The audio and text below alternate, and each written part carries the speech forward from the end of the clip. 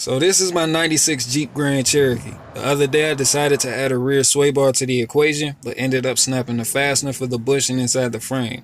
That's when the condition of the rear upper control arms caught my eye, so today we're going to get those replaced.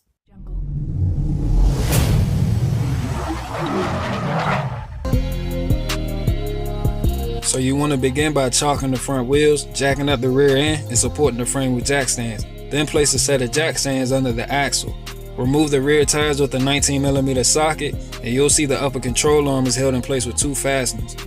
These arms also have built-in brackets, so we'll need to remove this nut securing the e-brake cable with the 13mm socket.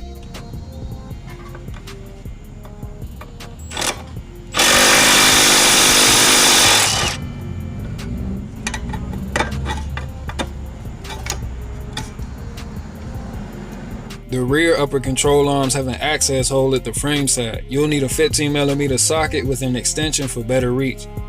Now I'm climbing under here to show you the other side of the fastener. You'll need to hold still with a 15mm wrench.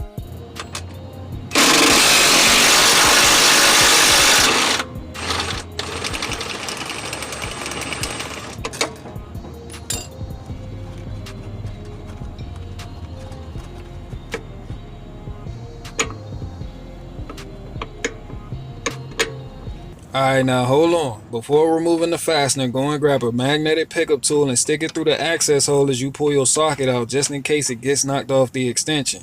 Now I already lost one 15mm socket to the chassis last time I did the front upper control arms, and this is a $15 replacement, so I'm not going to let the chassis have this one.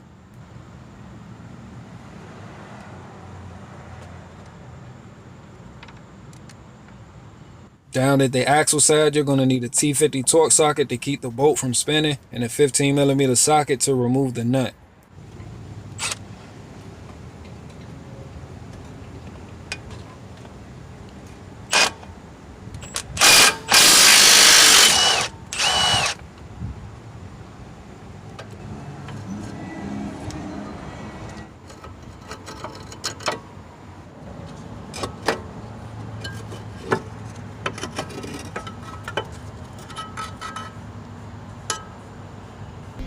As with anything, you want to check and make sure your parts are identical. These control arms, often referred to as trailing arms or links, can cause poor handling and a rattling or clunking sound when the bushings are worn out. Installation is reversal removal, and make sure you install the new arms with the bracket facing inward.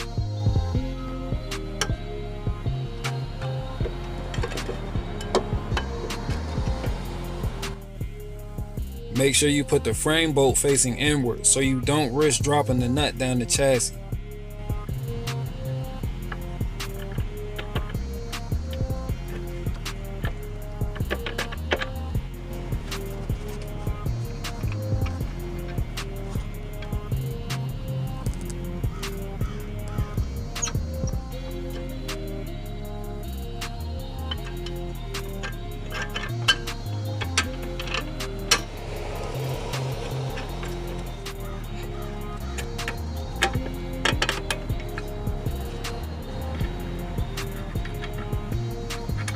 Then head on over to the opposite side and replace that upper control arm the same exact way.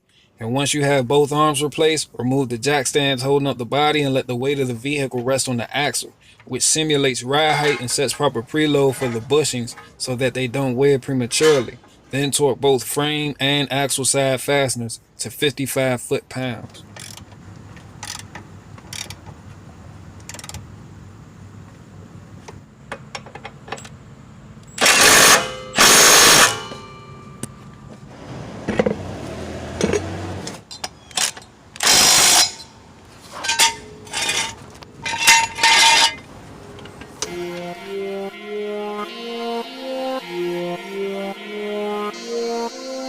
Think about it, get body, get body, think about it, get